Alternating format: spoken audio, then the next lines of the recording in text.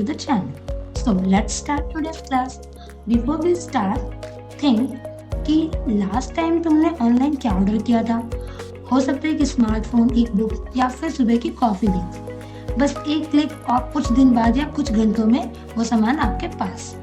पर क्या आपने कभी ये सोचा है कि एक प्रोडक्ट आप तक पहुंचने से पहले कितना लंबा सफर तय करके आया है? आज हम इसी सफर को समझेंगे, है ना। इस वीडियो में हम बात करने वाले इंटरनेशनल डिस्ट्रीब्यूशन की, यानी वो पूरा सिस्टम जो एक प्रोडक्ट को एक कंट्री से दूसरे कंट्री के कस्टमर तक फास्ट और एफिशिएंटली पहुंचा। ये कोई मैजिक नहीं है, ये एक वेल प्लान और स्ट्रक्चर्ड प्रोसेस है जिसमें ships, planes, warehouse, middleman, insurance और बहुत सारे लोग इन्वॉल्व होते हैं। चलिए अब हम बात करते हैं सबसे पहला topic, what is international distribution, है ना। सबसे पहले आपको ये समझना होगा कि इंटरनेशनल डिस्ट्रीब्यूशन का मतलब क्या है।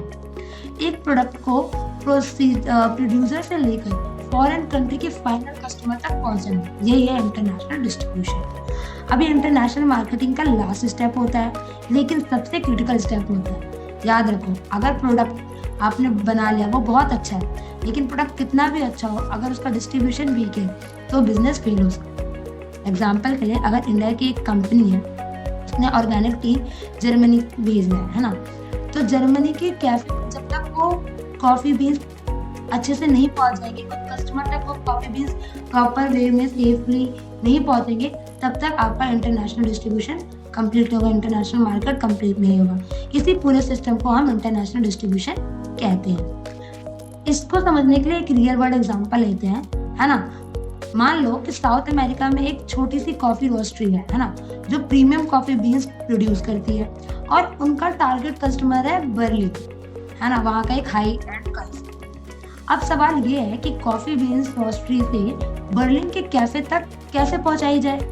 इस जर्नी को हम 5 मेजर स्टेप में समझेंगे। पहला स्टेप होगा डिस्ट्रीब्यूशन स्ट्रेटेजी बनाना, फिर डायरेक्ट या इनडायरेक्ट चैनल चूज करना, राइट ओवरसीज पार्टनर सेलेक्ट करना, इंटरनेशनल लॉजिस्टिक्स को हैंडल करना और फिर लास्ट इंश्योरेंस और रिस्क मैनेजमेंट। अब इन 5 स्टेप्स को हम डिटेल में समझते हैं। सबसे पहले हम बात करते हैं इंटरनेशनल डिस्ट्रीब्यूशन चैनल स्ट्रेटेजीज की।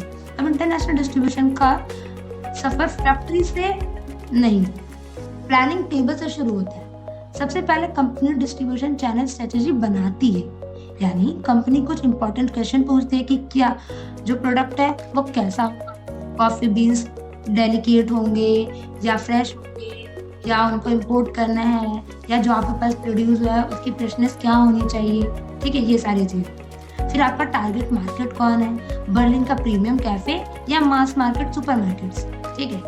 कंपनी के पास रिसोर्सेज कितने, क्या जर्मनी में अपना ऑफिस खोल सकते हैं ये लोग, या लोकल पार्टनर की जरूरत पड़ेगी। उसके बाद कंपनी कितना कंट्रोल चाहती है, ब्रांड इमेज खुद का कंट्रोल करना है या किसी पार्टनर के थ्रू काम कराना है, ठीक है। तो ये सारे सब कंपनी पहले अपने आप से पूछेगी, उसका प्लान तैयार करेगी, ठीक है।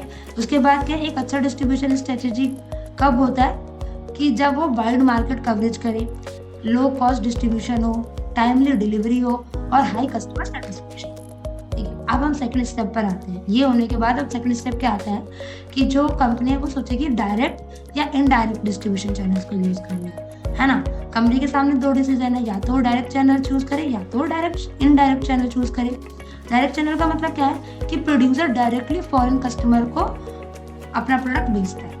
एग्जाम्पल के लिए जो कॉफ़ी रोस्ट्री है वो खुद अपनी वेबसाइट से बर्लिन के कैफे को सप्लाई कर देती है। तो इसका एडवांटेज क्या होगा कि जो पूरा कंट्रोल है, फुल कंट्रोल है, वो कॉफ़ी रोस्ट्री के पास ही है, और दूसरा डायरेक्ट कस्टमर प्रोडक्ट। इसका डिसएडवांटेज क्या है कि इसमें हाई कॉस्ट इन्वॉल्व होता है, हाई रिस्क इन्वॉल्व होता है और लॉजिस्टिक्स और लीगल प्रोसीजर भी कॉम्प्लेक्स होता है।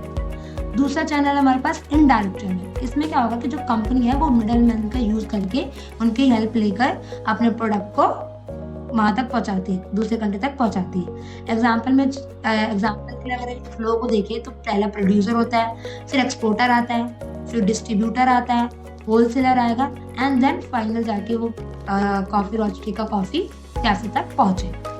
इसके एडवांटेज होते हैं कि ये लोकल मार्केट की नॉलेज इससे मिल जाती है, ठीक है, रिस्क शेयर हो जाता है, आपका जो रिस्क है वो वहाँ के लोकल पार्टनर के साथ या मिडल मैन के साथ आपका रिस्क शेयर हो जाएगा, रिस्क के चांसेस भी कम हो जाते हैं और मार्केट एक्सपेंशन भी फास्ट होता है।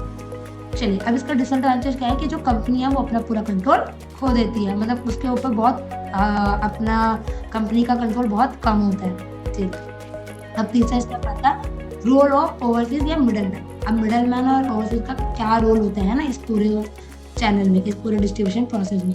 तो जो इनडायरेक्ट डिस्ट्रीब्यूशन होता है उसमें जो ओवरसीज या मिडल मैन होते हैं उनका बहुत इंपॉर्टेंट रोल होता है। ये सिर्फ प्रोडक्ट को सेल नहीं करते, ये फॉरेन मार्केट के एक्सपर्ट्स होते हैं ना, ये आपके प्रोडक्ट को ईजिली मार्केट कैप्चर करने में, ईजिली ग्रो करने में हेल्प करते हैं। जैसे जर्मनी का कोई डिस्ट्रीब्यूटर है तो उसको वहाँ के इम्पोर्ट लॉज, रेगुलेशंस, इन सब के बारे में इंफॉर्मेशन होगी, लोकल कैफेज और बायर के कॉन्टैक्ट पता होंगे, और क्या होगा मार्केट डिमांड और ट्रेंड के बारे में उसको ज़्यादा जानकारी होगी। तो इसीलिए राइट पार्टनर चूज करना बहुत ज़रूरी है। अब कंपनी का पार्टनर सिलेक्ट करते वक्त क्या क्या देखते हैं कि जो मिडल मैन है उसकी रेपुटेशन कैसी है, गुडविल कैसी है, फाइनेंशियल स्ट्रेंथ कैसी है, जो प्रोडक्ट अंडरस्टैंडिंग और कमिटमेंट है वो कैसा है उसका। फिर पार्टनर रिलेशनशिप को मैनेज करना भी बहुत ज़रूरी होता है ना, through contacts, training, performance review और कॉन्फ्लिक्ट रेजोल्यूशन की, इन सब के थ्रू आप अपने पार्टनर के साथ एक अच्छा रिलेशनशिप बना सकते हैं। फोर्थ स्टेप आता है इंटरनेशनल डिस्ट्रीब्यूशन लॉजिस्टिक्स। अब इंटरनेशनल डिस्ट्रीब्यूशन लॉजिस्टिक्स क्या होता है कि कोई यहाँ पर बात आती है फिजिकल मूवमेंट, है ना। अब प्रोडक्ट अब तक तो फैक्ट्री में था, अब तक हम सब डिसाइड करते कि कौन ले जाएगा, कैसे जाएगा, है ना। अब रियल में फिजिकल मूवमेंट होने में, तो इंटरनेशनल लॉजिस्टिक का मतलब है कि गुड्स को एक कंट्री से दूसरी कंट्री तक एफिशिएंटली, सेफली और कॉस्ट इफेक्टिवली मूव करा। सबसे पहले ट्रांसपोर्ट मोड चूज करना होगा कि आप कौन सा वे यूज करने वाले, सी, लैंड, एयर, ठीक है। तो जो कॉफी बीन्स के केस में सी ट्रांसपोर्टेशन चीप होगी और स्लो भी होगी, है ना। चीप तो है लेकिन स्लो भी है साथ में, और एयर ट्रांसपोर्टेशन फास्ट होगी पर कॉस्टली होगी। बल्क ऑर्डर के लिए हम सी वे को बेस्ट मान सकते हैं ना। प्रीमियम या अर्जेंट ऑर्डर के लिए एयर ट्रांसपोर्ट यूज होता है। अब शिपिंग के बाद जो गुड्स है वो वेयर हाउस में जाते हैं, जहां स्टोरेज, प्रोटेक्शन और इन्वेंट्री मैनेजमेंट होता है। यहाँ पर बल्क ब्रेकिंग होता है, ठीक है, मतलब कि अगर लार्ज शिपमेंट को छोटे ऑर्डर्स में डिवाइड करते हैं अलग अलग कैफे को भेजने के लिए। फिफ्थ स्टेज आता है इंश्योरेंस एंड रिस्क मैनेजमेंट। अब क्या बात हुई कि जो इंटरनेशनल डिस्ट्रीब्यूशन है उसमें रिस्क हमेशा ही होता है, डैमेज हो जाए, थेफ्ट हो जाए, डिले हो जाए, कोई एक्सीडेंट हो जाए, मॉइस्चर डैमेज हो जाए, इसीलिए इंश्योरेंस बहुत इम्पोर्टेंट है। अगर शिपमेंट डैमेज हो जाएगा तो इंश्योरेंस ना हो तो कंपनी को बहुत ज़्यादा हाई फाइनेंशियल लॉस हो सकते हैं। इसीलिए जो इंश्योरेंस जो है कंपनी को एक कॉन्फिडेंस देता है कि अगर कुछ गलत हुआ भी तो लॉस रिकवर हो जाएगा। तो मोस्ट केसेस में insurance handling damage, water damage, theft, transit loss, ये सारी चीज़ें कवर अप करता है।